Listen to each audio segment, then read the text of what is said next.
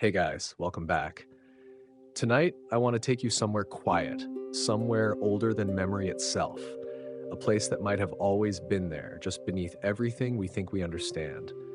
It started on a night I couldn't sleep, not because of noise, not because of stress, but because of a thought that refused to leave me alone. A simple question that felt strangely heavy. What if the stories we call myths were never just stories at all? What if they were memories, fragments of something we once knew and slowly forgot? I began to notice something, not all at once, but in small, almost unimportant moments. The way certain places felt different, heavier, quieter, as if the air itself was holding its breath, waiting for something I couldn't quite see or explain. And then I came across an idea that unsettled me more than I expected. That this world, the one we move through every day, might not be the only one layered beneath our feet, that there are other realms, not far away in distance, but hidden in plain sight, separated not by miles, but by something thinner, something almost invisible. A place where time doesn't move the way we expect it to, where seasons don't follow our rules, where nothing truly fades and nothing ever fully ends. At first, I dismissed it, like most people would, just another ancient belief, another piece of folklore shaped by imagination and fear. But the deeper I looked, the more consistent the stories became, across different regions, different centuries, different voices, all whispering the same quiet truth, that there was once a race, not quite human, not quite gods as we imagine them, who walked this land openly, who shaped the wind, who spoke to the rivers, who built halls of light beneath the earth, and who, for reasons no one fully agrees on, disappeared. Or perhaps they didn't disappear at all. Perhaps they simply stepped out of our sight and into a world that has always existed alongside ours, waiting, watching, remembering. And if that's true, then maybe the hills we pass without noticing are not just hills. Maybe the silence in certain forests is not empty, and maybe the nights that feel just a little different are not as ordinary as we believe, because there are moments, very specific moments, when the boundary between worlds grows thin, when something ancient stirs, and when those who are patient enough, quiet enough, might begin to sense it. So tonight, I don't want to teach you anything. I don't want to explain it like a lesson. I just want to explore this with you. Slowly, gently, like two people sitting in the dark, listening to a story that feels older than both of us. A story about the fair folk, about the hidden world, about the ones who were once called gods, and what they became when the world above them changed. So before you get comfortable, take a gentle moment to like this video and subscribe, but only if these deep sleep history stories help you find peace, sleep better, or simply reflect on our shared journey through time. Now, close your eyes. It was one of those nights when sleep felt just out of reach, not completely gone, but distant enough to make you aware of every passing second. The quiet stretching longer than it should, the darkness feeling deeper than usual. I remember lying there, staring into nothing, listening to the faint sounds of the world settling down around me. The kind of silence that isn't truly silent, just filled with things you normally don't notice. A distant hum, the subtle shift of air, the quiet pulse of your own thoughts becoming louder the longer you stay awake. And then, without warning, a thought appeared. Not dramatic, not urgent, just quiet, but persistent. The kind that doesn't ask for attention, it simply waits, and somehow you know you won't be able to ignore it. It came in the form of a question. Simple, almost too simple, but it carried a strange weight that I couldn't explain. What if myths are memories? At first, I almost laughed at it, not out loud, but in that dismissive way your mind reacts when something feels too abstract, too unrealistic. Myths are stories, I told myself. Stories people created to explain things they didn't understand, to give shape to fear, to fill in the gaps of a world that once felt much larger and more mysterious than it does now. But even as I tried to push the thought away, it didn't leave. It just lingered, quietly, patiently, like it knew I would come back to it, And I did. Because the more I sat there, the more that question began to unfold into something else, something less comfortable. If myths were just stories, why do so many of them feel the same? Why do cultures that never touched each other speak of hidden worlds, of beings just beyond sight, of moments when reality itself seems to bend? It wasn't the details that unsettled me, it was the pattern, the repetition, the way these stories echoed across time as if they were remembering something, not inventing it. I shifted slightly, trying to settle back into the pillow, but the feeling wouldn't go away. That subtle sense that something about the world, something very basic, might not be exactly as it appears. Not wrong, just incomplete. Like looking at a painting and realizing there are layers beneath the surface you were never meant to see. And for the first time, I started to feel it, not as an idea, but as a quiet tension in the back of my mind, a question without edges, something that didn't want a quick answer, it wanted time. What if we're not missing knowledge, but forgetting it? That thought settled deeper than the first, heavier, more difficult to dismiss, because forgetting implies something was once known, something experienced, something real enough to leave a trace. And suddenly, the idea of myths being memories didn't feel so strange anymore. It felt unsettlingly possible, like trying to recall a dream you know you had but can't quite reach. You remember the feeling, the tone, the sense that it mattered, but the details slip away the moment you try to hold them. And that's when I noticed something else, something small but impossible to ignore once it appeared. The room felt the same. Everything looked the same, but the feeling had shifted. Not dramatically, just slightly, like the air had changed in a way I couldn't measure, as if I had moved half a step into something I couldn't see. And for a moment, just a moment, I wondered if the problem wasn't that nothing was there, but that I had never been paying attention before. I lay there, completely still now, no longer trying to sleep, just listening. Not to any specific sound, but to the absence of certainty. To the quiet realization that maybe the world isn't as solid as it feels. That beneath the routines, the logic, the things we tell ourselves are fixed and reliable, there might be something older, something that doesn't follow the same rules. And the strangest part wasn't fear, it wasn't even confusion. It was recognition, like I wasn't discovering something new, but remembering something I had always known. The next day didn't feel different on the surface.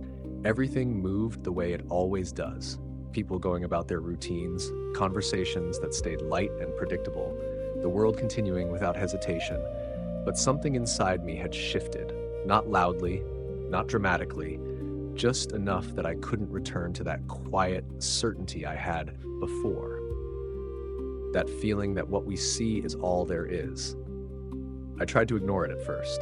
I really did, but curiosity has a way of returning, especially when it's tied to something you can't quite explain. So, later that night, when everything slowed down again, I found myself searching, not for answers exactly, but for anything that might make that question feel less absurd. What if myths are memories? And that's when I started noticing a pattern. Not in one place, not in one story, but across cultures that should have had no reason to agree with each other. Ancient civilizations, separated by oceans and centuries, all speaking in quiet, consistent tones about something just beyond the visible world. Not distant, not unreachable, just hidden, as if reality itself had layers we rarely think to question. The Celts, in particular, seemed to understand this in a way that felt strangely precise. They didn't describe the world as a single, solid plane. They spoke of it as something more fluid, something interconnected, where the boundaries between realms weren't fixed, but thin, sometimes almost fragile.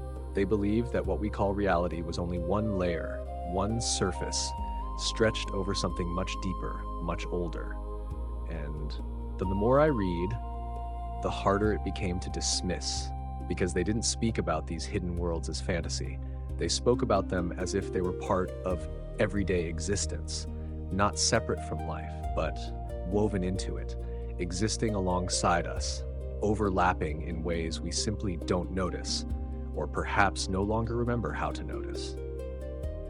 I remember pausing for a moment, staring at the screen, not because the information was overwhelming, but because it felt familiar in a way I couldn't explain, like hearing a story you've never been told, yet somehow already understand, and that thought came back again, softer this time, but clearer. Maybe we're just seeing the surface. It didn't feel like a theory anymore. It felt like a possibility I had never allowed myself to consider, that what we experience, what we touch and measure and define as real, might only be the outermost layer of something far more complex. Something that doesn't disappear just because we fail to perceive it. And once that idea settles in, even slightly, it changes the way you look at everything. The stillness of certain places, the way some locations feel heavier than others, the subtle sense that not all silence is empty, that sometimes when the world grows quiet enough, you begin to feel something else just beneath it, not visible, not audible, but present. The Celts had a word for this understanding, though not a single word in the way we might expect, more like a perspective, a way of seeing, where the natural world and the unseen world weren't separate domains, but reflections of each other, where forests were not just collections of trees, but thresholds, where lakes were not just water, but mirrors, and where certain moments in time felt thinner, easier to pass through, if you knew how to look or if you were willing to notice. And that was the part that stayed with me the most. Not the stories themselves, but the quiet assumption behind them, that the unseen is not rare, not reserved for the chosen or the gifted, but always there, always close, waiting at the edges of awareness. I leaned back slightly, letting that thought settle in its own time. No urgency, no need to force meaning onto it, just allowing it to exist, to breathe. And for the first time, I began to understand why these ideas had survived for so long, why they never fully disappeared, because they weren't asking to be believed, they were asking to be remembered. And maybe, just maybe, the world hasn't changed as much as we think it has. Maybe we're the ones who stopped seeing it. The deeper I went to these ideas, the more I began to notice a pattern that felt almost impossible to ignore. It wasn't just that different cultures spoke about hidden worlds, it was how specific some of those descriptions were, as if they weren't trying to imagine something new, but describe something already known, something experienced, something remembered.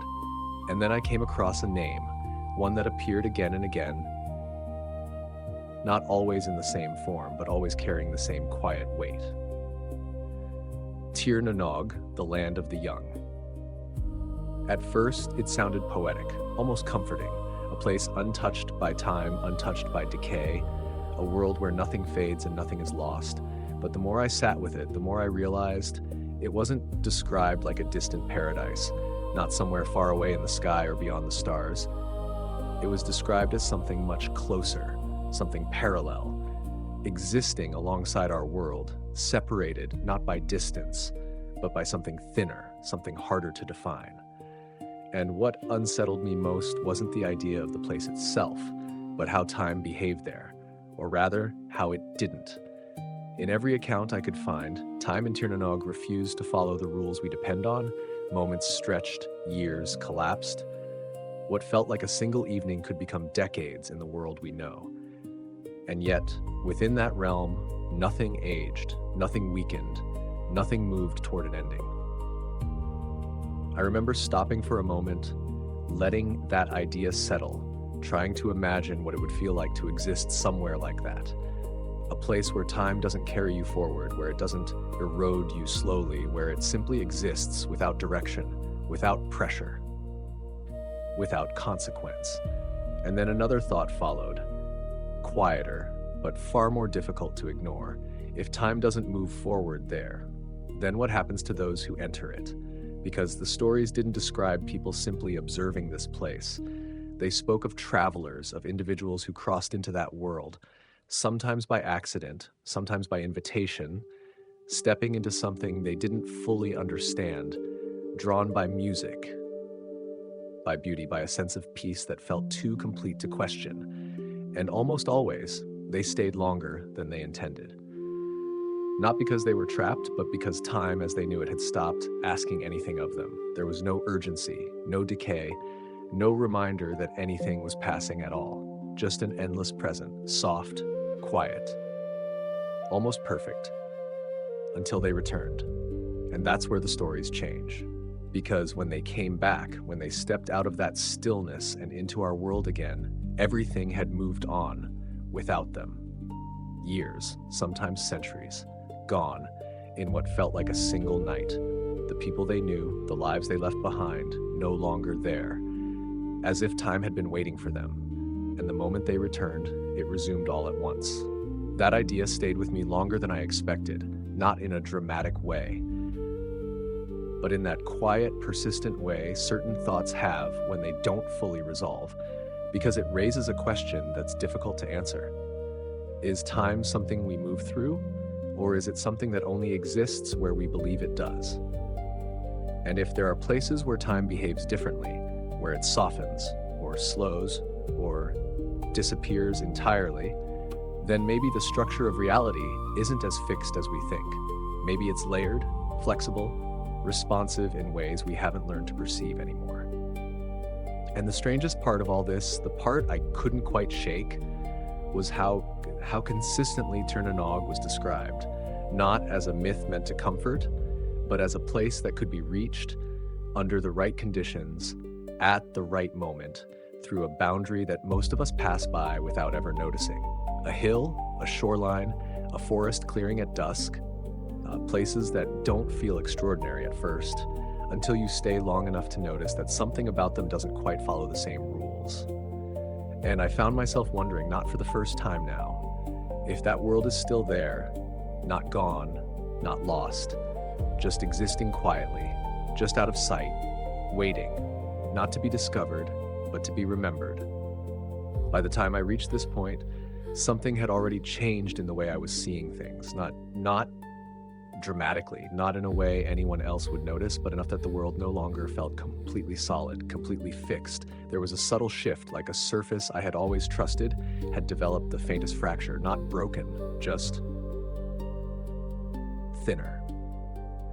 And it wasn't a single idea that caused it. It was the accumulation,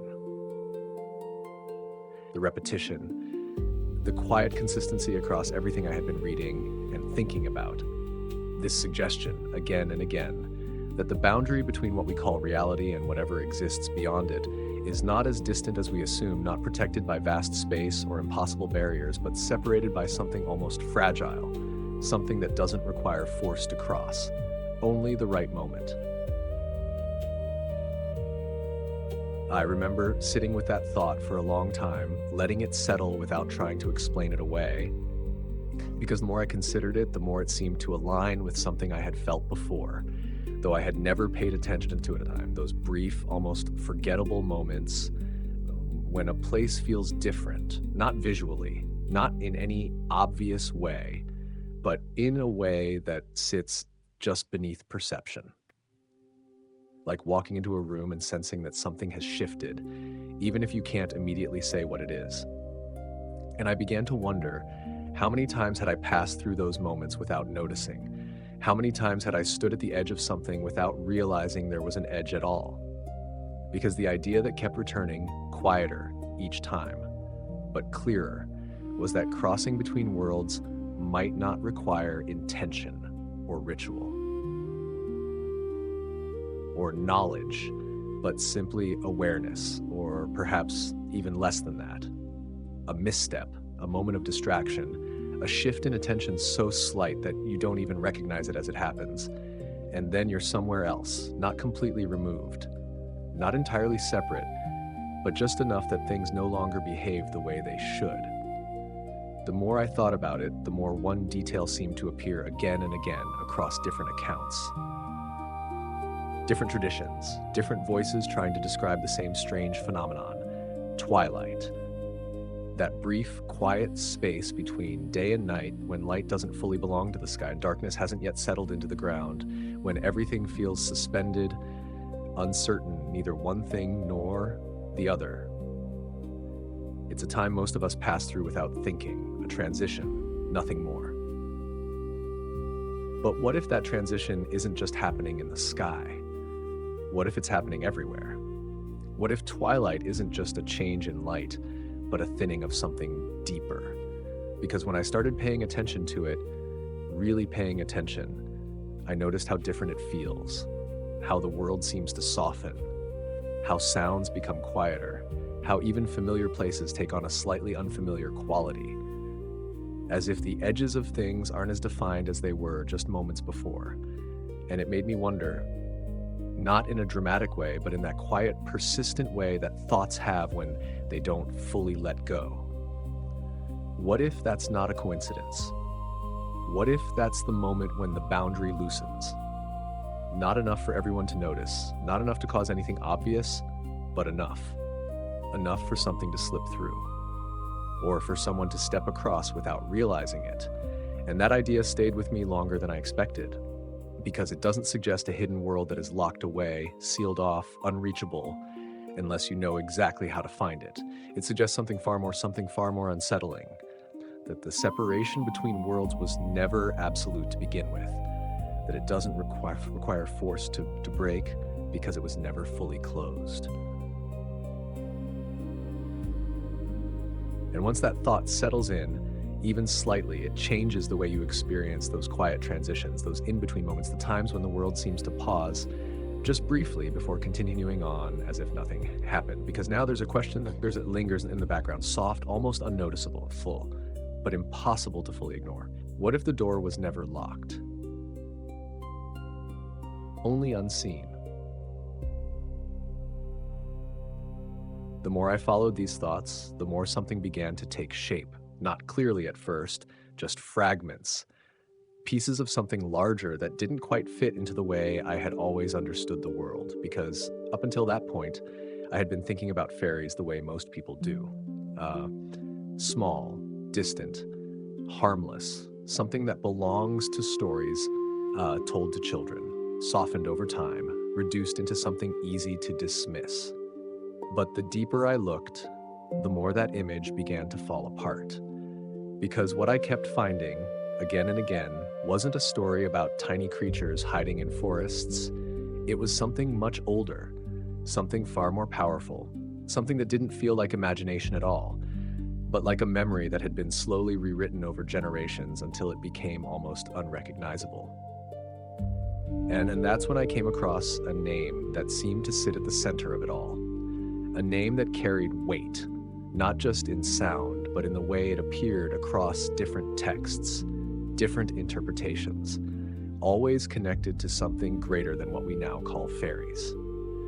The Tuatha De Danann. At first, I didn't fully understand what I was looking at.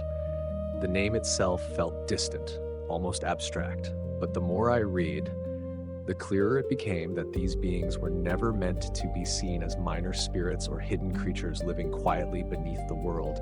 They were described as something else entirely.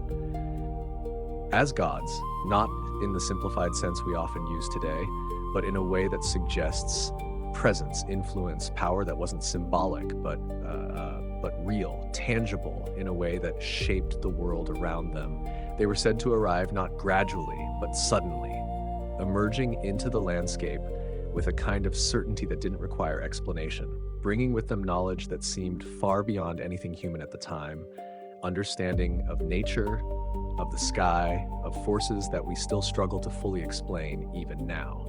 And what unsettled me most wasn't just what they could do, but how they were described interacting with the world, not as distant observers, not as unreachable beings in some higher realm, but as part of the land itself, moving through it, shaping it, existing within it as naturally as rivers or wind. They weren't hidden then. They were present, visible, undeniable, and yet at some point that changed.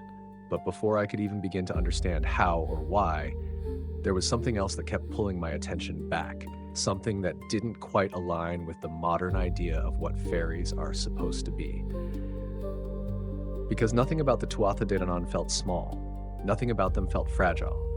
They were described as beings who could influence the weather with a gesture, who could alter their form as easily as we change our posture, who carried weapons that never failed, who possessed knowledge that extended beyond time itself.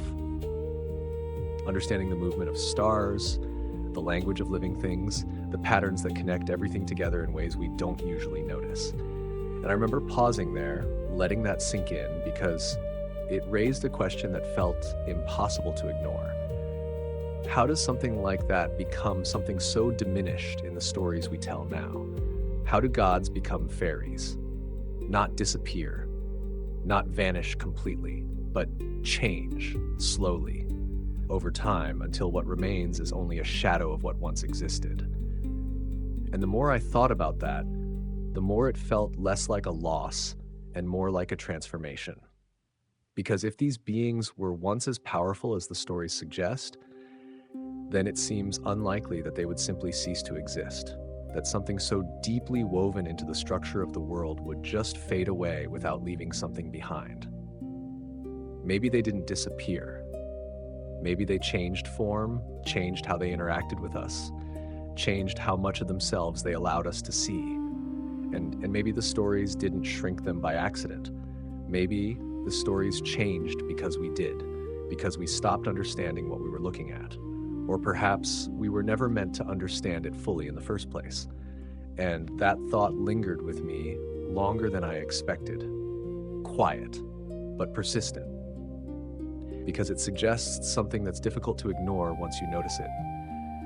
That what we call fairies now might not be something new at all, but something very old, something that was once seen clearly and is now only remembered in fragments.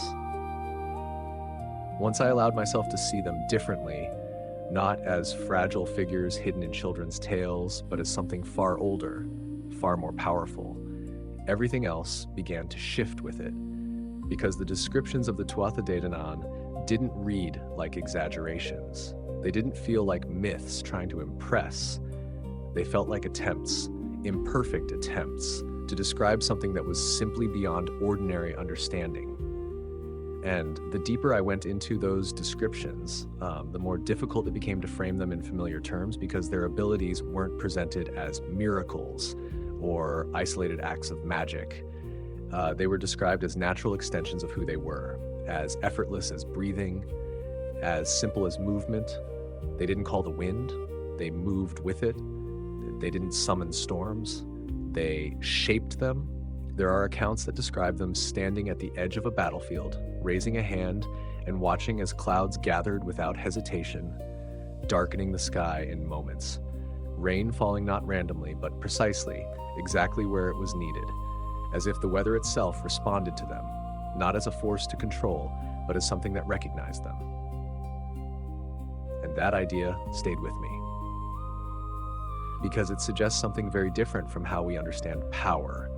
Not domination, not control in the way we think of it, but alignment.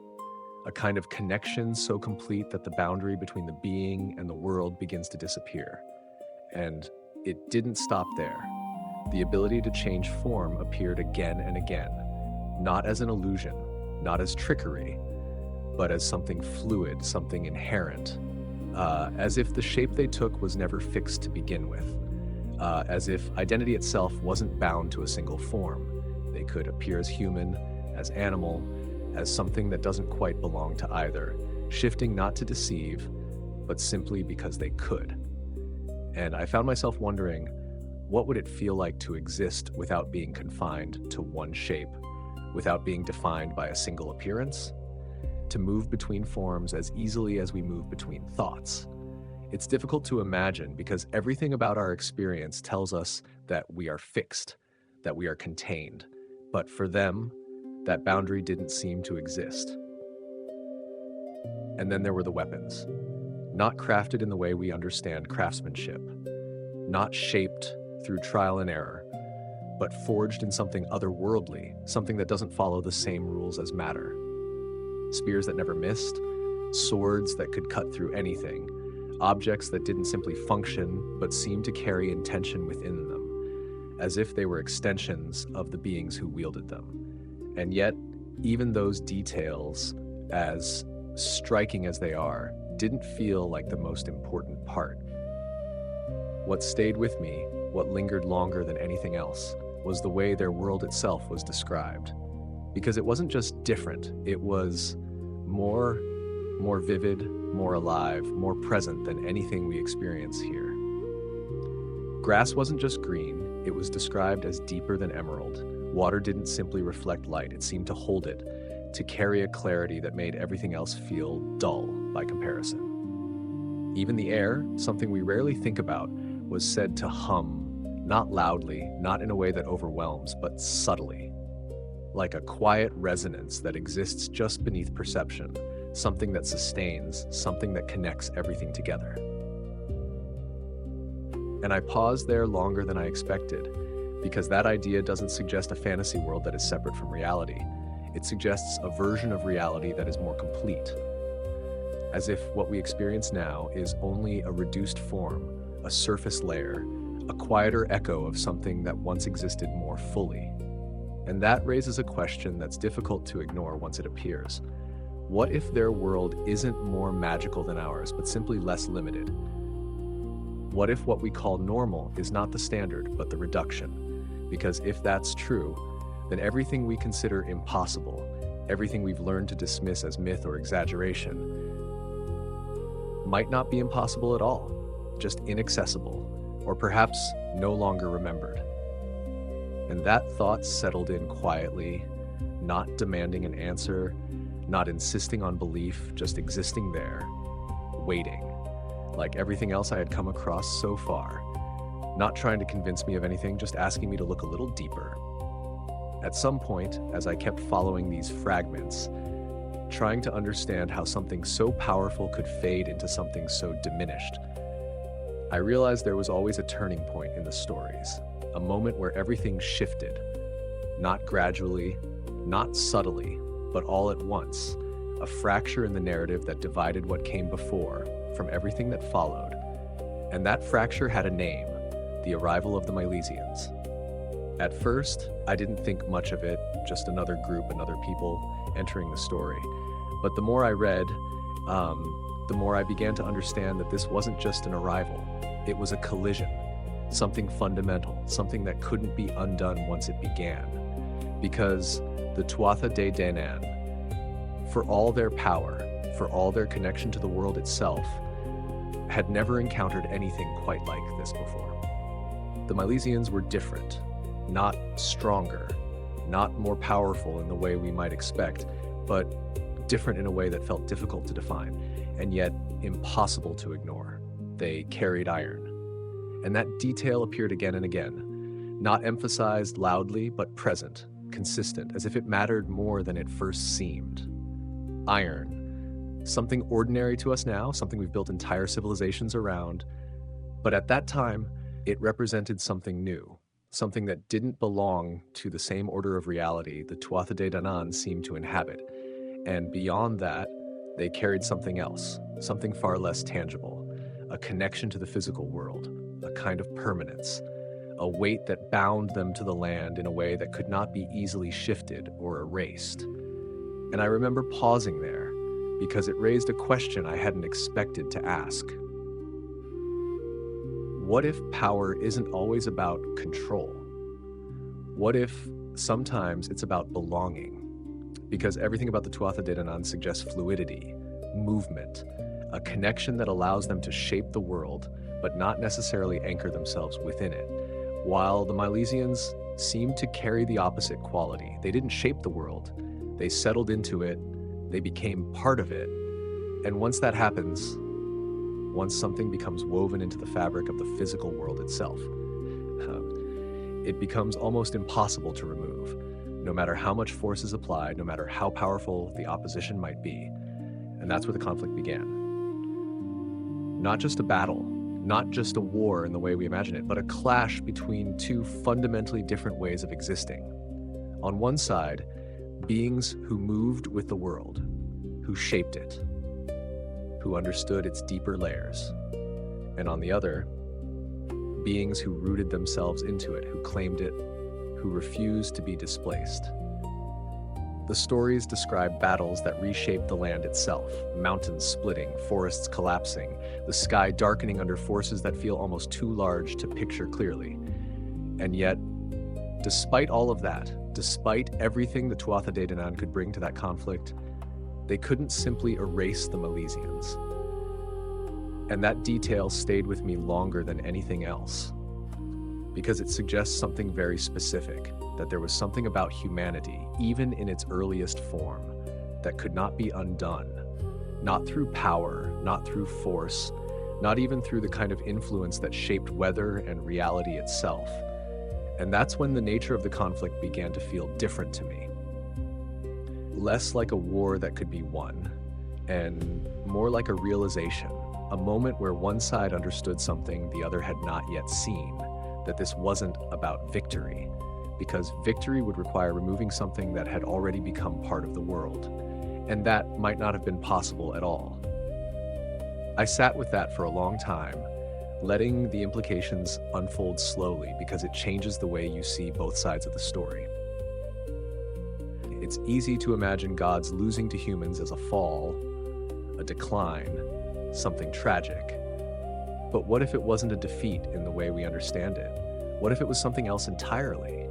A recognition that the world had changed, and that whatever the Tuatha De Danann were, however powerful they had once been, they no longer existed in a world where that kind of power alone was enough. And maybe that's the moment when everything truly began to shift.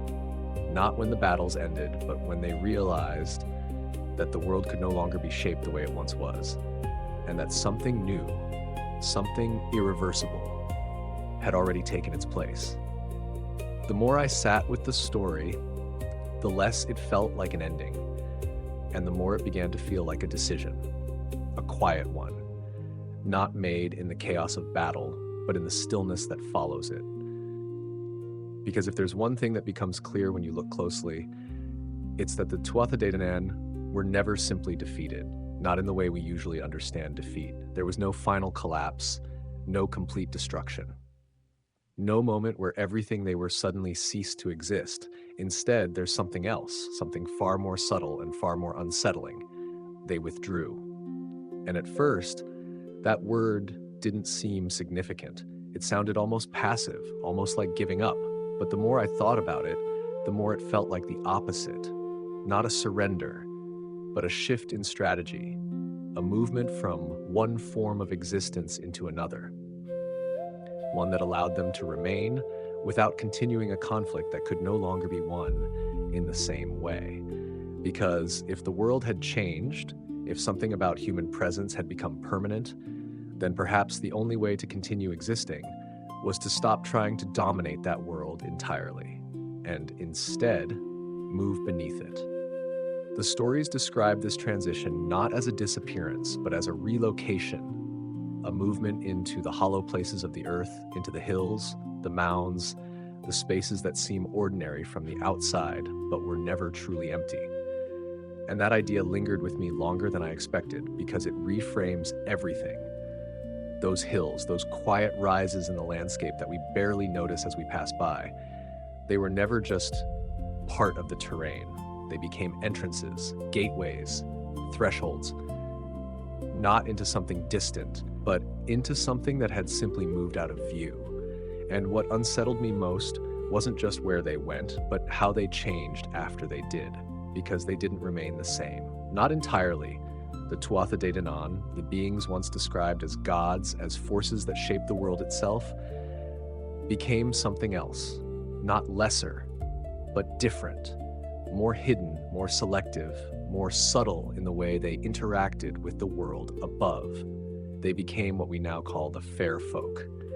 And I remember pausing there, letting that transformation settle, because it doesn't feel like a fall. It doesn't feel like a loss of power. It feels like a narrowing, a focusing, like something immense choosing to exist in a way that requires less visibility, less exposure, but perhaps even more control in ways we don't easily recognize. Because once they moved beneath the surface, they were no longer bound to the same expectations, no longer required to be seen, no longer part of the visible structure of the world. They became something that could influence without being observed, something that could shape events without ever appearing directly. And that idea changes everything, because it suggests that disappearance is not always absence. Sometimes it's concealment, sometimes it's a choice. A deliberate step away from visibility, not to escape, but to remain. And the deeper I followed that thought, the more it began to feel less like an ancient event and more like something ongoing. Because if they truly withdrew into the earth, into the spaces beneath and between the world we see, then they didn't leave. They're still here, just not in the way we expect. Not in a way that demands attention, but in a way that waits, that watches, that interacts only when something aligns in the right way. A place, a moment, a person. And maybe that's why so many stories speak of encounters that feel accidental, brief, almost impossible to prove, because they're not meant to be constant. They're not meant to be obvious. They exist at the edges, where things are quieter, where the world softens just enough for something else to be felt. And I found myself sitting there again in that same quiet space where this all began, realizing that what I had been looking at wasn't a disappearance at all. It was a repositioning, a shift from presence to hidden presence. And once that idea settles in, even slightly, it becomes very difficult to see the world the same way again, because now there's always that possibility that what we think is empty is simply unseen. And that what we call absence might just be something that chose to step out of sight. They didn't vanish, they stepped out of sight after sitting with everything that came before, the idea that they didn't disappear, that they simply moved out of sight. I found it impossible to look at the landscape the same way again, especially the places that once felt ordinary, the ones we pass without thinking, the ones we never stop to question. Because if what the stories suggest is even partially true, then those places were never empty to begin with. And the first ones that kept appearing again and again were the hills, not mountains, not vast landscapes that demand attention, but small, quiet rises in the earth, the kind you barely notice unless someone points them out, scattered across the land in ways that feel almost random, and yet when you look closer, they aren't random at all. The Celts had a name for them: Sida. At first, it sounds like just another word, another label for something simple, but the more I understood it, the more it began to feel like a description of something much deeper. Because city doesn't simply mean hill, not in the way we think of it. It refers to something layered, something that exists both as part of the physical landscape and as something else entirely. A threshold, a boundary, a place where what we see and what we don't come closest to touching. And I remember the moment that realization settled in, because it changed something very small but very fundamental. It made me question how often we mistake appearance for reality, how often we assume that because something looks simple, it must be simple. Because from the outside, a Seelie looks like nothing more than a gentle rise in the ground, covered in grass, shaped by time, quiet, unremarkable. But according to these stories, that surface is not the whole of it, it's just the visible layer. Beneath it, something else exists. Not metaphorically, not symbolically, but physically, structurally. A space that does not follow the same rules as the world above it. A place where distance doesn't behave the same way. Where a small mound can contain vast halls. Where a single entrance can open into something far larger than what should be possible. And I paused there for a long time, because it's one thing to imagine hidden worlds, but it's something else entirely to consider that they might be directly beneath us, not separated by vast space, but by a boundary so thin we walk over it every day without noticing. And that raises a question that feels difficult to ignore once it appears. How many times have we stood on something that wasn't what it seemed? How many times have we walked across a place that holds more than we can perceive? Because the stories don't describe these hills as isolated or rare, they're everywhere, scattered across the landscape like quiet markers. like something placed deliberately, something meant to remain unnoticed unless you knew what to look for. And that's the part that stayed with me the most. Not the idea that these places exist, but that they don't announce themselves. They don't reveal what they are. They don't invite attention. They simply remain silent, still, blending into the world as if they belong entirely to it. And maybe that's why they're so easy to ignore, because nothing about them demands that we see them differently until something shifts. A moment, a feeling, a subtle change in awareness that doesn't come from the place itself, but from us. Because the more I thought about it, the more it seemed that these thresholds aren't locked. They're not hidden behind barriers or guarded in obvious ways. They're simply unseen, not because they are invisible, but because we're not looking at them in the right way. And that realization carries a quiet weight, because it suggests that the boundary between worlds isn't something far away. It's here, beneath us, woven into the land we move through every day. And maybe the difference between an ordinary hill and something more is not in the hill itself, but in whether or not we're ready to notice what it really is. Once I allowed myself to accept the possibility, even slightly, that those hills were not what they seemed, that they were not simply formations of earth and time, but thresholds, entrances, something shifted again, not in the world around me, but in the way I imagined what might exist beneath it. Because it's one thing to say there is something hidden, but it's something else entirely to ask. What does that hidden world actually look like?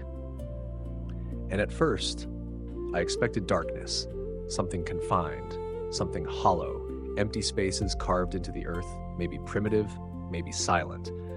But the descriptions I found didn't match that at all. In fact, they described something completely different, something that felt almost impossible to reconcile with what we understand about space and structure. Because inside those hills, inside the city, the world wasn't smaller, it was larger, vast in ways that defied proportion, as if the interior didn't follow the same rules as the exterior, as if what appeared from the outside as a modest rise in the ground could contain something expansive enough to feel like an entirely separate realm. And I remember stopping there for a moment, because that idea doesn't just challenge logic, it dissolves it. It suggests that space itself, like time, might not be fixed, might not behave consistently across different layers of reality. The stories speak of halls, not carved crudely, not shaped by necessity, but formed with precision, elegance, structures that seemed alive in their own way, built from materials that didn't quite exist in our world, metals that held their own light, surfaces that reflected not just images, but something deeper, something almost aware. And within those halls, there were gardens. Not gardens in the way we know them, bound by seasons, by growth and decay, but places of constant life, where flowers never faded, where colors didn't dull over time, where everything remained at a point of perfect existence, neither beginning nor ending. I found myself trying to imagine it, but every time I did, my mind would fall back into familiar patterns, trying to place it within rules I understand, and each time, it didn't quite fit, because nothing about these descriptions suggests a world that evolves or changes the way ours does. It suggests a world that sustains itself, a state that doesn't move forward but simply remains. And then there was time, or more accurately, the absence of it as we experience it. Because just like in Tir na Nog, time within these underground realms didn't behave the same way. It didn't measure life.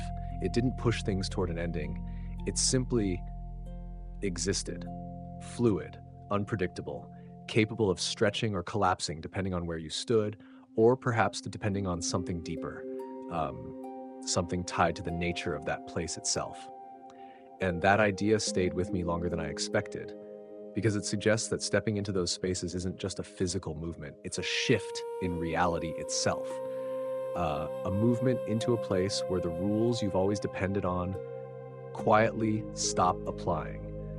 And I began to wonder, not for the first time, what that would feel like, not just to see it, but to exist within it, even briefly, to step into a place where nothing ages, where nothing fades, where the passage of time no longer presses against you in the same way. Would it feel peaceful, or would it feel like something is missing? Because time, as much as it wears us down, also gives structure, it gives movement, it gives meaning to change. And without it, what remains? A perfect moment held indefinitely, or something more difficult to understand?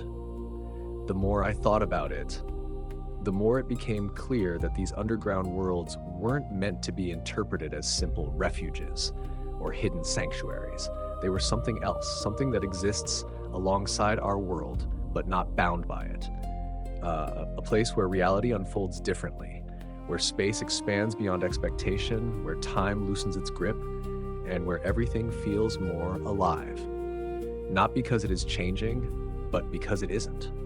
And that realization settled in quietly, not demanding belief, not insisting on certainty, just existing there, like everything else I had come across so far, waiting, as if these places don't need to be proven, because they're not trying to convince us they exist. They're simply there, whether we understand them or not. The more I let these ideas settle, the less the world felt like a single continuous surface, and the more it began to feel like something layered, something delicate, something that doesn't hold together as tightly as we assume. And that's when I came across a concept that seemed to sit quietly at the center of everything I had been trying to understand. Something the Celts didn't describe as rare or mysterious, but as something almost expected, something they recognized without needing to prove. They called them thin places. And at first, the name itself feels simple, almost too simple, but the meaning behind it carries a weight that's difficult to ignore. Because a thin place isn't just a location. It's not defined by what you see, but by what you feel, by the subtle sense that something about reality itself is less stable there, less fixed. As if the boundary between worlds, the one we rarely question, becomes softer, more permeable, easier to pass through, if only slightly. And I remember reading that and pausing, not because it sounded unbelievable, but because it felt familiar, in a way I hadn't noticed before, like those quiet moments when a place feels different. Not visibly, not in a way you can explain, but in a way that sits just beneath your awareness. Like the world has shifted by a fraction of a degree, just enough to make you hesitate, even if you don't know why. The Celts didn't see these places as anomalies, they saw them as natural parts of the landscape. Locations where the fabric of reality simply wore thinner over time, not broken, not torn, just softened, like a well-worn path that becomes easier to walk the more it's used, as if these places had been crossed before. Again and again by things we don't fully understand. And what fascinated me most was where these thin places were said to appear, not in distant, unreachable locations, not in places hidden from human experience, but in environments that are deeply familiar. Stone circles, ancient arrangements of rock that stand quietly in open fields, their purpose still debated, their presence still unexplained. Circles that don't seem to belong entirely to the time in which they exist, as if they were placed there with an intention that has long since been forgotten, or perhaps never fully understood. I found myself imagining what it would feel like to stand in one, not as a tourist, not as an observer, but as someone willing to be still, to listen, to let the silence settle without rushing past it.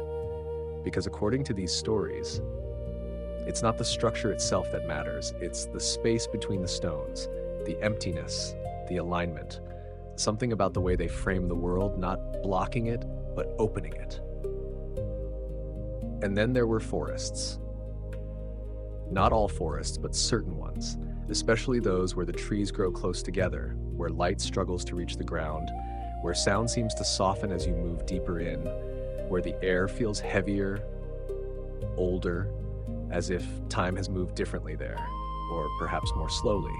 I've felt that before, that quiet shift when you step far enough into a place where the outside world begins to fade, where the usual sense of direction becomes less certain, where everything feels just slightly removed from the rhythm you're used to, and lakes, particularly the ones that seem still, almost too still, where the surface doesn't ripple unless disturbed, where the water reflects more than it should, holding images with a clarity that feels almost unnatural, as if the boundary between reflection and reality isn't entirely stable. The story suggests that some of these lakes don't just reflect the world above them, they connect to something below, something deeper, something that doesn't belong entirely to the surface world. And I found myself sitting with that idea longer than I expected, because it changes the way you think about these places. Not as locations you visit, but as thresholds you pass through without realizing it.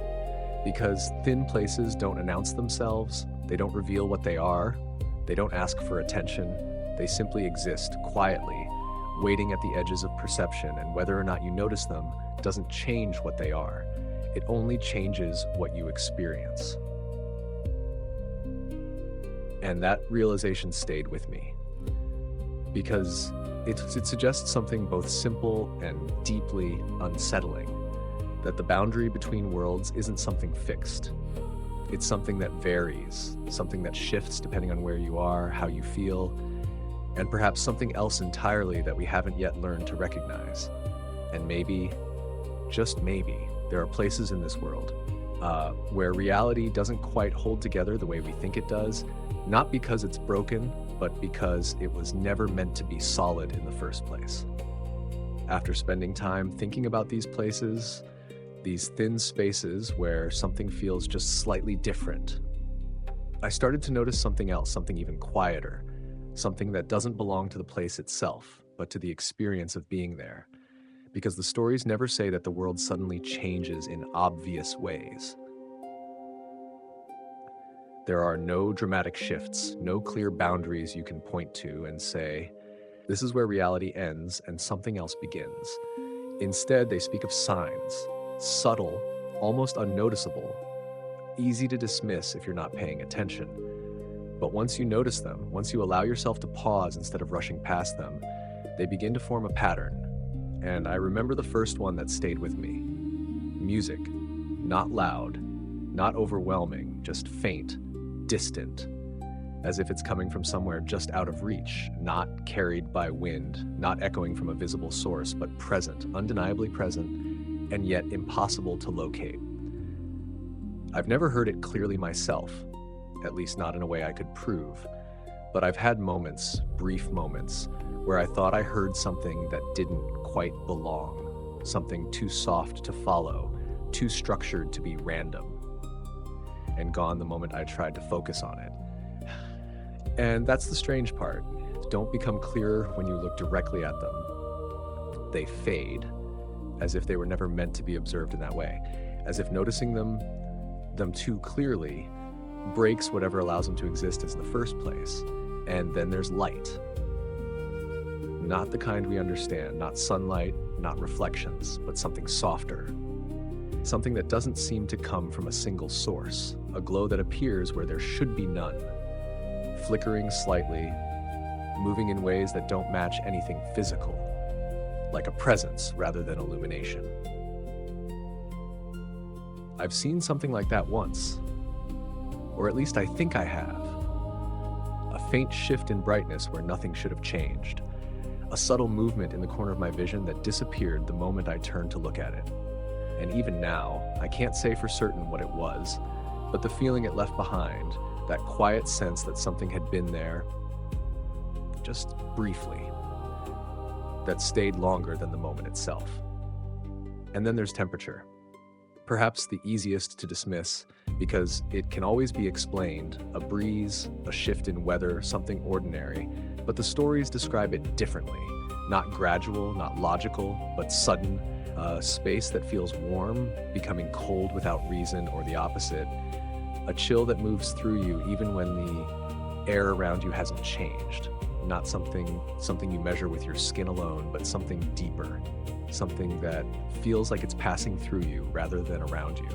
And I paused there for a long time, because each of these signs on their own can be explained away easily, comfortably, but together, they begin to suggest something else, something that doesn't demand belief, but quietly resists dismissal. Because none of these signs are meant to prove anything. They're not meant to be captured or confirmed or shared in a way that convinces others. They're meant to be experienced, briefly, quietly, and perhaps only by those who are willing to notice them without trying to control them. And that's the part that stayed with me the most. Not the signs themselves, but the way they behave. They don't want to be found. They don't reveal themselves clearly. They exist at the edges, at the limits of perception, in those brief moments where your attention softens just enough for something else to pass through, and maybe that's why so many people miss them entirely.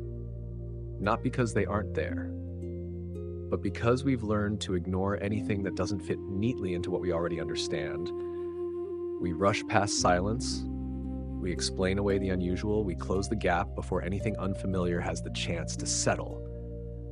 And in doing so, we might be missing something that was never meant to be obvious.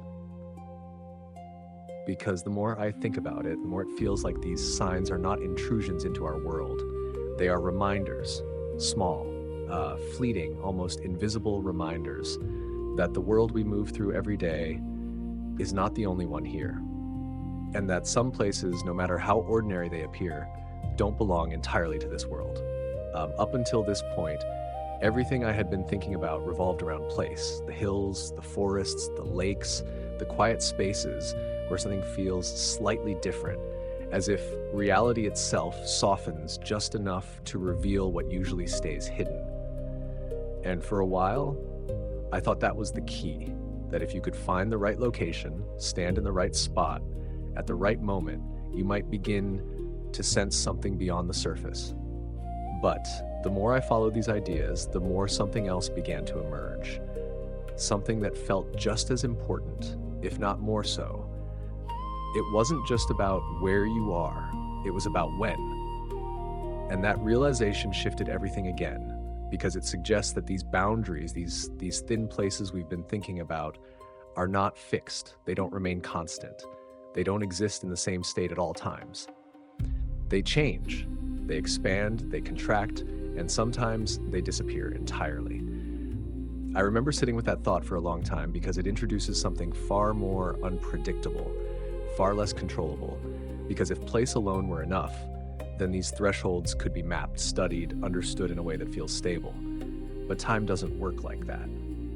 Time moves, constantly. And yet, within that movement, there are moments, very specific moment when something shifts, when the structure of reality itself seems to loosen, not everywhere equally, but in a way that spreads across the entire world, as if the boundary doesn't just thin in certain locations, but across everything all at once. And that idea carries a quiet weight, because it means that there are nights, ordinary on the surface, indistinguishable from any other if you're not paying attention. When the world itself is slightly different, not visibly, not in a way you can point to and explain, but in a way you can feel. If you allow yourself to be still long enough, a kind of subtle tension, like the air is holding something back, or perhaps letting something through. And I began to think about those moments I had experienced before, the nights that feel heavier, quieter, where sound doesn't travel the same way, where even familiar places seem to carry a different presence, not threatening, not necessarily comforting, just different. And at the time, I had always dismissed those feelings, attributed them to mood, to fatigue, to imagination stretching itself into shapes that don't hold up in daylight. But now, looking at it through this lens, it feels less like imagination and more like awareness. Because if the boundary between worlds shifts with time, if there are moments when it becomes thinner, not just in certain places, but everywhere, then those nights, those quiet, almost unexplainable nights, might not be ordinary at all. They might be moments when something ancient stirs, not in a dramatic way, not in a way that demands attention, but in a way that becomes noticeable only if you stop long enough to feel it. And that's what stayed with me the most. Not the idea of specific events, not yet, but the realization that the world itself might breathe, life might breathe, that it might move through cycles we don't fully perceive, moments where it tightens, where everything feels stable and fixed, and moments where it loosens, where things slip slightly out of alignment, where the unseen presses closer to the surface. And I found myself wondering, not for the first time now, how many of those moments have I already lived through without noticing? How many times has the world shifted, quietly, briefly, and returned to normal before I had the chance to recognize it? Because if those moments exist, if time itself creates openings, then the boundary between worlds is not something distant. It's something that changes, something that breathes, something that under the right conditions doesn't separate anything at all.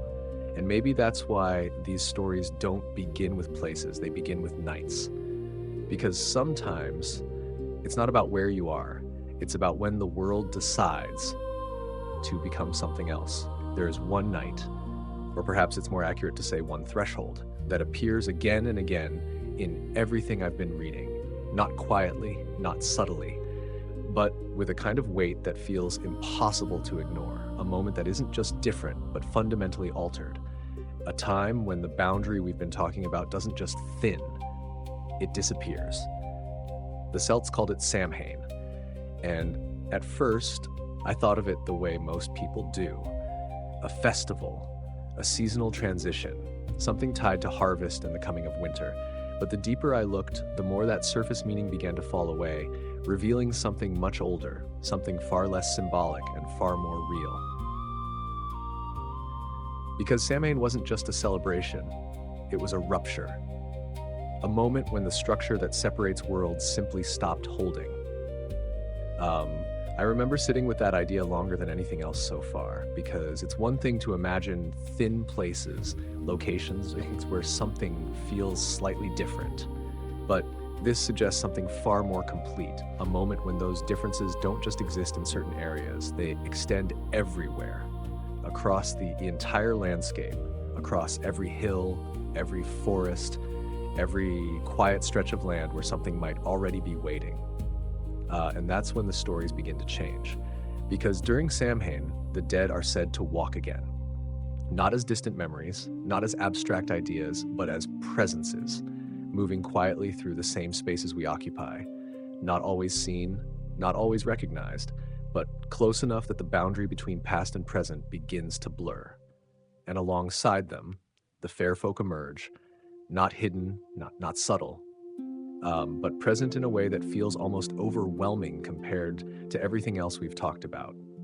They move across the land, through fields, along paths, gathering in places that once belonged to them, places that still remember what they were, even if we no longer do. There are accounts of processions, silent at first, then filled with movement, figures passing through the darkness, not bound by distance. Not confined by the same rules we follow, as if the world itself has opened just enough to allow them to move freely again.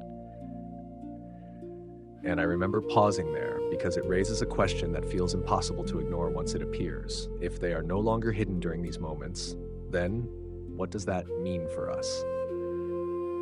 Because the stories are very clear about one thing. These nights are not meant to be observed casually.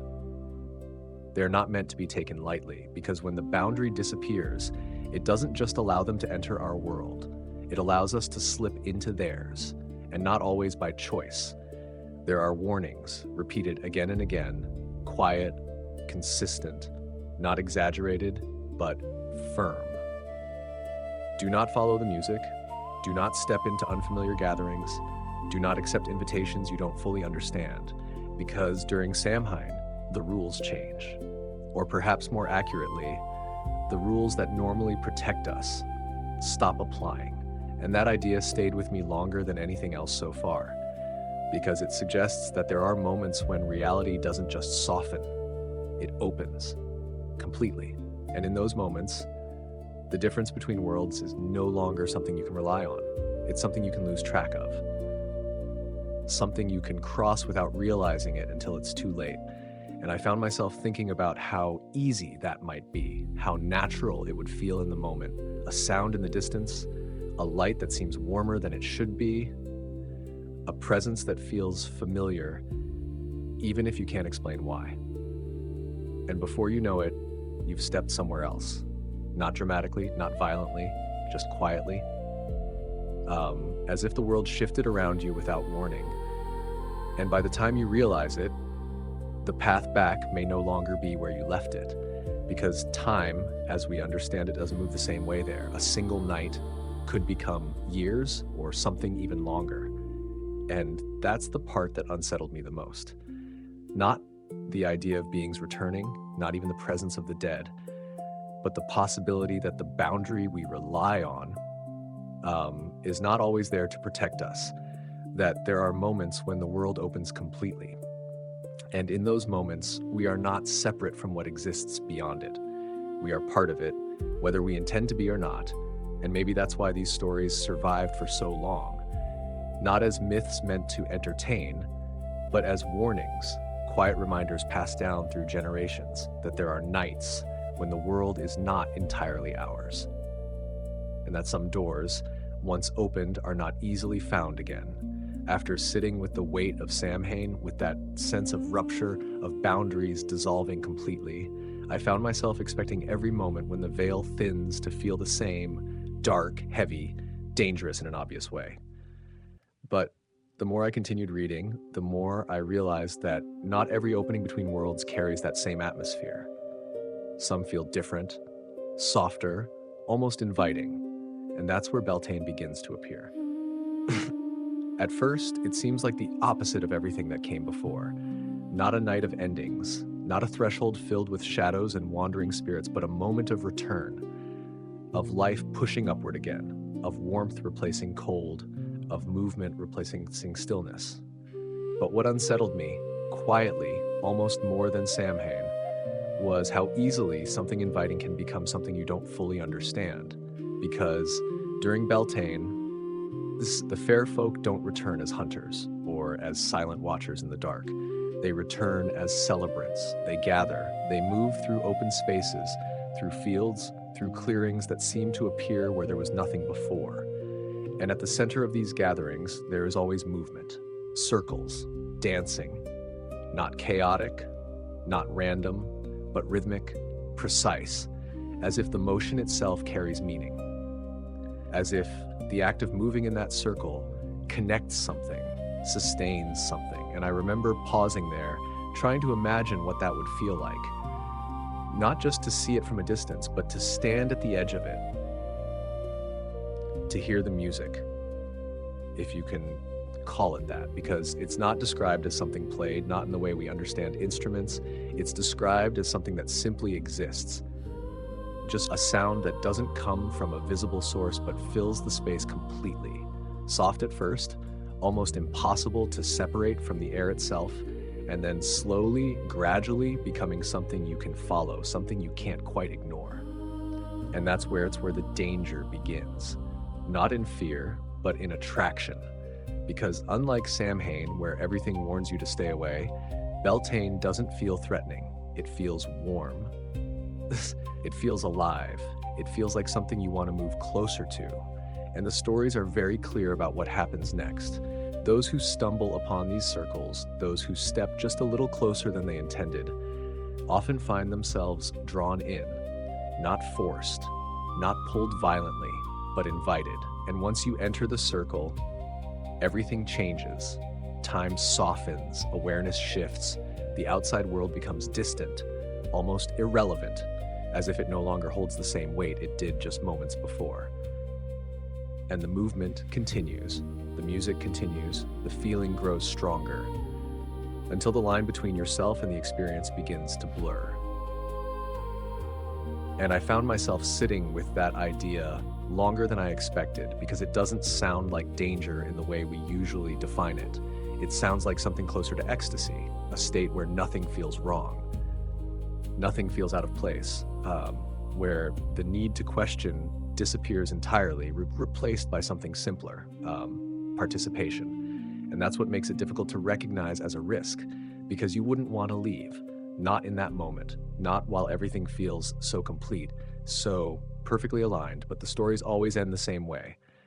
Eventually, the circle breaks, the music fades, the movement stops, and when it does, the world returns, but not in the way you left it.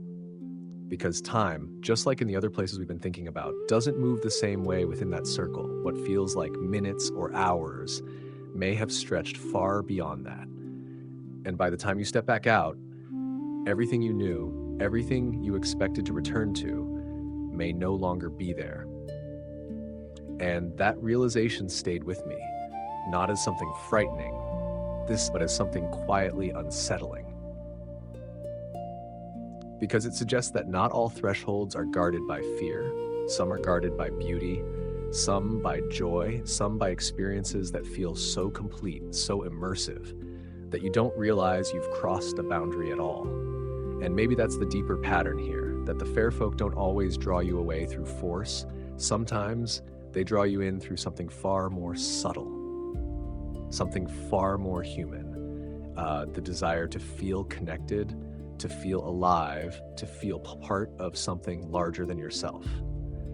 And in those moments, that's exactly what you become, part of something else, whether you intended to be or not.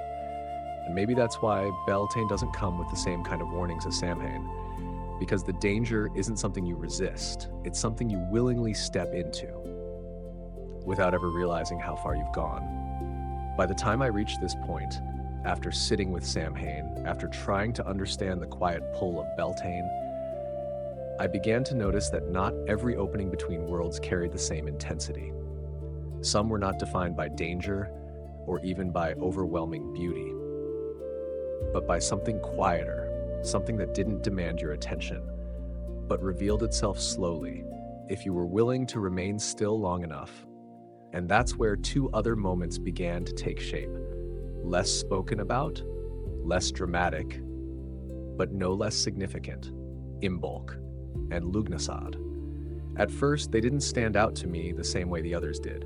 There were no immediate images of wandering spirits, no vivid scenes of dancing circles pulling you in, but the more I sat with them, the more I realized that their power wasn't in what they showed openly.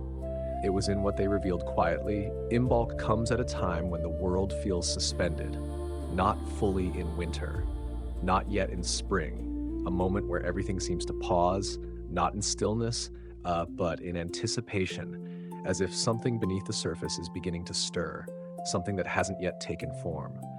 And the stories describe the fair folk during this time differently, not as hunters, not as celebrants, but as something closer to observers, or perhaps participants in a process that feels more internal than external. There's a sense of renewal, but not in the obvious way, not in blooming fields or visible growth, but in subtle changes, in quiet preparations, in the feeling that something is being reshaped beneath the surface before it emerges into view. And I found myself thinking about how rarely we notice those moments in our own lives. The times when change is happening, but nothing looks different yet, when everything appears the same on the outside, but something deeper has already begun to shift. Because Imbolc doesn't open the world in a way that overwhelms you. It softens it. It creates space. And in that space, the fair folk are said to be more willing to share. Not through spectacle, not through presence that demands attention, but through quiet moments, dreams, impressions that feel like they come from somewhere just beyond your own thoughts. Not answers, but hints. And that stayed with me because it suggests that not every interaction between worlds is meant to be seen. Some are meant to be felt, understood slowly over time, and then there is Lughnasadh, which feels different again. Not quiet in the same way, not internal, but grounded, connected to the physical world in a way that feels almost direct. It is tied to harvest, to the results of effort, to what has been grown, cultivated, brought into being through time and care. And during this moment, the fair folk don't withdraw, they come closer. Not as distant figures, not as hidden presences, but sometimes as strangers, as travelers, as individuals who appear ordinary at first glance. but carry something just slightly different, something you only notice if you pay attention long enough. And the stories describe something that feels both simple and deeply revealing. They test, not in obvious ways, not through confrontation, but through small interactions, requests, moments where you are given a choice to offer help, to show generosity, to respond with kindness or indifference. And those choices matter more than they seem to in the moment, because they are said to determine how the unseen world responds to you, not immediately, not in a way you can trace directly, but over time, through outcomes that feel shaped by something just beyond your control. And I paused there for a long time because it reframes something very basic, that our actions, even the smallest ones, might not exist only within the world we see, that they might echo into something else, something that watches, that responds, that remembers. And the more I thought about it, the more it became clear that these moments, Imbolc Lugnasad, are not about crossing into another world in the way we imagine. They are about interaction. Subtle, quiet, often unnoticed, but real. And when you place them alongside everything else, the darker threshold of Samhain, Fest, the intoxicating pull of Beltane, a pattern begins to emerge, not one of random events, but of cycles. Moments where the boundary shifts in different ways for different purposes, not always to reveal, not always to conceal, but to remind that the separation between worlds is never absolute. And maybe that's the part that stayed with me the most. Not any single event, not any single story, but the realization that there are times scattered quietly throughout the year, when the world itself changes slightly, not enough for everyone to notice, but enough. Enough for something else to move closer. Enough for the unseen to brush against the surface of what we call reality. And in those moments, if you're still enough, if you're paying attention, you might begin to sense it, not clearly, not fully, but just enough to understand that there are nights when this world is not entirely ours. By the time I reach this part of the story, after everything about hidden worlds, shifting boundaries, and the nights when those boundaries begin to disappear, I realized there was something else quietly woven through all of it. Something that wasn't explained directly, something that didn't appear as a rule written down anywhere, but existed in the way every story unfolded, every encounter ended. Every warning was passed along without ever being fully clarified. There were rules not spoken openly, but always present. And one of the first patterns that began to take shape was something I thought I already understood. Something simple, something familiar, that there were two sides, the Seelie and the Unseelie. At first it felt easy to interpret, almost instinctive, light and dark, good and evil, something comforting in its simplicity, something that fits neatly into the way we're used to understanding the world. But the more I sat with it, the more that clarity began to dissolve, because nothing about these two courts behaves the way good and evil are supposed to behave. The Seelie are often described as benevolent, kind, helpful, appearing in ways that support, guide, even protect those who encounter them under the right conditions. And it would be easy, very easy, to stop there, to define them as good, to place them into a category that feels safe, predictable, but there's always something else in the story, something quieter, something that doesn't align with that definition. Because their kindness is never unconditional. It operates within a structure, within expectations that are rarely explained outright. And if those expectations are not met, if gratitude is not shown, if respect is not maintained, that same kindness can disappear instantly, replaced by something else. Not rage, not cruelty in the way we understand it, but correction. A kind of response that feels inevitable, as if a balance has been disrupted and must be restored.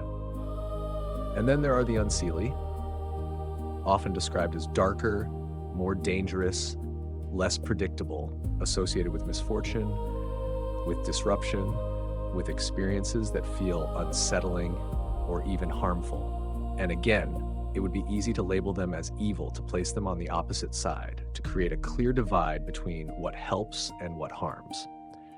But the more I followed those stories, the less that division held up, because their actions, as chaotic as they may seem, are not random. They don't act without reason. They don't harm without context. There is always something beneath it, something tied to imbalance, to actions taken, to lines crossed, even if those lines were invisible to the person who crossed them. And that's where everything begins to shift, because neither side behaves in a way that fits our understanding of morality. They don't act based on kindness or cruelty alone. They act based on balance. And I remember sitting with that idea longer than I expected, because it requires a different way of thinking, a different framework entirely. Not one where actions are judged as right or wrong, but one where everything is measured in terms of alignment, harmony, equilibrium. And once that idea settles in, even slightly, the entire system begins to make more sense. The Seelie are not good because they help. They help when things are aligned, when respect is shown, when balance is maintained. And the Unseelie are not evil because they harm. They act when something has shifted out of place, when something needs to be corrected, even if that correction feels harsh or undeserved from our perspective. And that's the part that stayed with me, because it suggests that these beings, whatever they truly are, do not operate within human ideas of fairness. They do not weigh intention the way we do. They do not separate actions into simple categories of right and wrong. They respond to balance, to disruption, to the subtle ways in which the world moves out of alignment and back again. And I found myself wondering, quietly, almost without realizing it, how often do we assume that something is random or unfair simply because we don't understand the system behind it? How often do we interpret something as good or bad when it might simply be part of something larger, something we can't fully see? Because if these stories hold even a fragment of truth, then the world is not divided into light and dark in the way we imagine. It is held together by something far more delicate, a constant shifting, a constant balancing, where every action, every choice, every moment of alignment or disruption echoes beyond what we can perceive. And maybe that's why these rules are never explained directly, because they are not meant to be learned in the way we learn facts. They are meant to be felt, understood slowly, through experience, through attention, through the quiet realization that nothing in this system is accidental, even when it appears that way. And once you begin to see it like that, the distinction between good and evil starts to fade, replaced by something else, something quieter, something far more complex, something that doesn't judge, but simply balances. After beginning to understand that everything revolves around balance, that nothing in their world fits into simple ideas of good or evil, I started to notice another pattern, something even more consistent, something that appeared in nearly every story, no matter where it came from, no matter how different the details seemed. There was always an exchange, not always obvious, not always immediate, but always there. And the more I paid attention to it, the clearer it became that this wasn't just a recurring theme. It was a rule, a law that no one explained directly, but no story ever broke. Nothing is given freely. At first, that idea feels familiar, almost human. We understand trade. We understand the idea of giving something and receiving something in return. But what unsettled me wasn't the existence of exchange. It was the way it operated. Because in these stories, the exchange is not negotiated. It's not discussed, not agreed upon in a way we would recognize. It simply exists. Automatically. I remember reading accounts where someone would receive something, guidance, protection, even something as small as a moment of unexpected luck. And at the time, it would feel like a gift, something fortunate, something random. But later, something would be required in return. Not requested, required, and not always in a way that felt equal or even connected. And that's where it begins to feel different from anything we're used to. Because in our world, exchange is measured, we assign value, we define fairness, but in theirs, value is not what we think it is. It's not material. It's not always visible. It's something deeper, something tied to balance. And once something has been given, that balance shifts and it must be restored. No matter how long it takes, no matter how subtle the process might be. And I found myself sitting with that idea longer than I expected because it introduces something quietly unsettling, that receiving something without understanding its cost doesn't mean it has no cost. It just means you haven't seen it yet. And the stories are filled with moments like that. Someone accepts help without thinking, takes something offered without question, follows something that feels right in the moment, and only later, much later, realizes that something has changed, not dramatically, not all at once, but gradually. A shift in circumstance, a loss, a series of events that don't seem connected at first, but slowly begin to form a pattern until it becomes clear that something has been taken in return. And I remember pausing there because it forces a different kind of awareness, not fear, but attention. Because the law of exchange doesn't punish randomly, it responds to imbalance. And imbalance doesn't come from taking something alone, it comes from taking without understanding, without acknowledging, without recognizing that every interaction carries weight. And that weight doesn't disappear just because we ignore it. It remains until something restores it, and that's where the consequences begin to appear. Not always immediately, not always in ways we can trace directly, but inevitably, because the system doesn't forget, it doesn't overlook, it doesn't adjust itself to fit our understanding of fairness. It simply moves, quietly, constantly, restoring balance wherever it has been disrupted. And sometimes that restoration feels harsh. Sometimes it feels undeserved, but that may only be because we don't see the entire exchange. We only see the part we received, not the part we owe. And that realization stayed with me more than anything else so far because it changes the way you think about every interaction, every unexpected moment of help, every coincidence that feels too perfect to be random, every situation where something is given without explanation. It introduces a question that's difficult to ignore once it appears. What will this cost me? Not in a fearful way, but in a quiet, attentive way.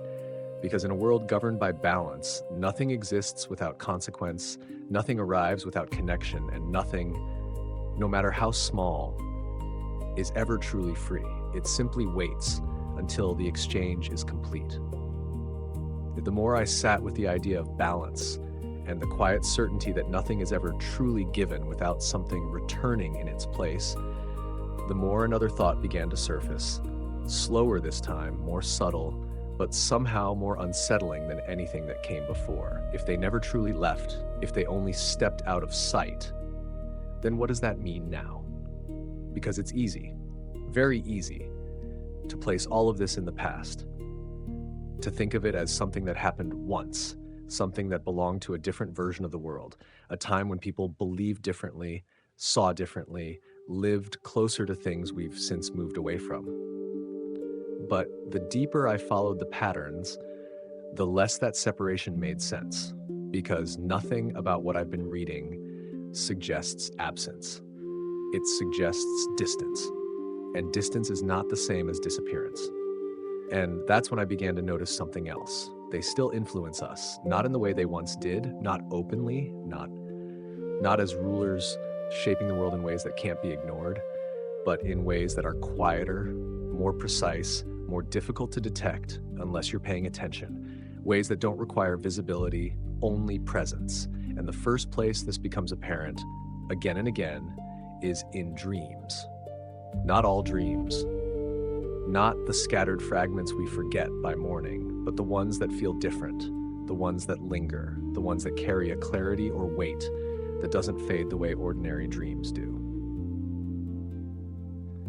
I've had moments like that, rare but unmistakable, dreams that don't feel like imagination, but like something observed, something experienced rather than created, where the details hold together too clearly, too consistently, as if they belong to something outside of me. And I remember wondering, even before I knew any of this, why do some dreams feel like messages, not answers, not explanations, but something closer to guidance or warning? And that's exactly how these encounters are described, not as direct communication, but as influence, subtle, indirect, impossible to prove, but difficult to ignore once you've felt it. And then there are omens. Small shifts in the world that don't seem significant at first, but carry meaning when placed in the right context. Patterns that repeat, moments that feel timed too precisely to be coincidence, events that seem to respond to something just beyond your awareness. Again, easy to dismiss, easy to explain away, until you begin to notice how often they occur and how often they align with moments of choice. Moments where something changes depending on what you do next, and that's when it starts to feel less random, less accidental, and more like something is responding, not controlling, but guiding, adjusting, influencing just enough to shift the direction without ever forcing it. And then there are encounters. Not always dramatic, not always unmistakable, but present in a way that feels just slightly outside the ordinary. A person who seems to appear at exactly the right moment. A stranger who says something that stays with you longer than it should. A brief interaction that feels more significant than the situation would suggest. Moments that don't stand out until later, when you look back and realize how much they changed something. And I pause there for a long time, because none of this suggests control in the way we usually think of it. They don't rule openly. They don't impose their will in ways we can see clearly, but that doesn't mean they have no influence. It means their influence has changed, become quieter, more precise, more integrated into the fabric of everyday life, so that it doesn't stand out, so that it feels natural. And that might be the most important shift of all, because power doesn't always need to be visible to exist. Sometimes, the most effective form of influence is the one you don't recognize as influence at all. And that idea stayed with me, quietly, persistently, because it suggests that the world we move through every day is not untouched, not separate, not entirely independent, but part of something larger, something that no longer needs to be seen in order to shape what happens next. And maybe that's why these interactions feel so easy to overlook. Because they don't interrupt reality, they blend into it seamlessly until you begin to notice the pattern. And once you do, it becomes very difficult to believe that everything is happening by chance. By the time I reached the end of all this, after following every thread, every quiet pattern, every story that seemed to echo the same truth in different ways, I found myself returning to that first night again, that same stillness, that same quiet question that refused to leave me alone. What if myths are memories? But now, it didn't feel like a question anymore. It felt like something else, something closer to recognition. Because everything I had come across, every detail, every fragment, seemed to point in the same direction, not toward disappearance, not toward something lost or gone, but toward something hidden, something that didn't vanish, something that simply stepped back. And the more I thought about it, the more it began to make sense in a way that was difficult to ignore. If the Tuatha De Danann never truly disappeared, if they withdrew, if they moved beneath the surface, into the spaces we've been walking over without noticing, into the moments when the world softens just enough for something else to exist alongside it, then maybe they are still here. Not in the way we expect, not in a way that demands attention, but in a way that doesn't need to be seen in order to exist. And I remember sitting there, letting that idea settle slowly, because it doesn't arrive as something dramatic, it doesn't force belief, it doesn't try to convince you of anything, it simply remains quietly, like everything else I had been following so far.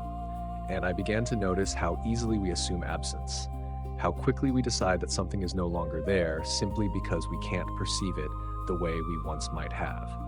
But absence and invisibility are not the same thing. Silence is not the same as emptiness, and hidden does not mean gone. Maybe it never did, because the world we experience, the one we move through every day, feels stable, consistent, predictable, but that doesn't mean it is complete. It only means it is what we're able to see.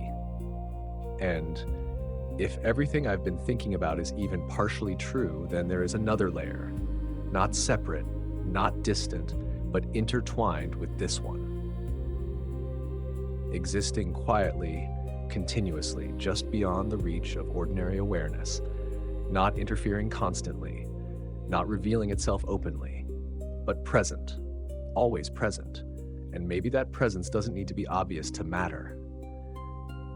Maybe it works in the smallest ways, in the moments we overlook, in the subtle shifts we dismiss, in the quiet patterns that only begin to make sense when you step back and allow yourself to see them as a whole.